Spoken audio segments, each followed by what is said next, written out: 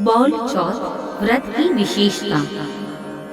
एक दिन महिलाएं बोलने का त्याग करती हैं, यानी कि मौन व्रत करती हैं। संतान की सुख शांति और जीवन रक्षा के लिए यह व्रत रखा जाता है। भगवान गणेश जी और गाय माता की विशेष पूजा यह तिथि को की जाती है।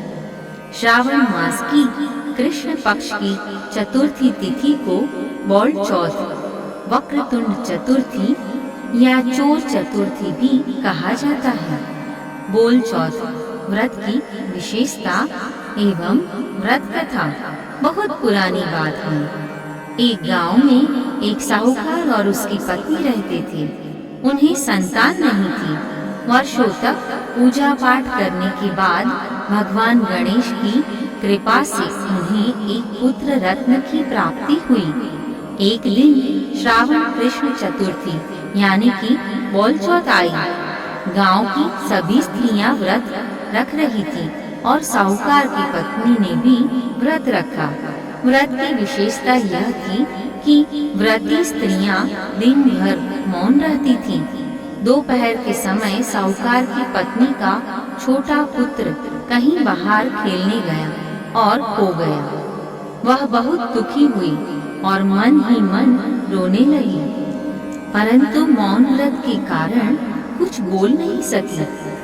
शाम तक बच्चा नहीं मिला तो वह व्याकुल हो गई। गांव के लोगों ने सलाह दी, गाय माता की सेवा करो और भगवान गणेश जी की पूजा करो।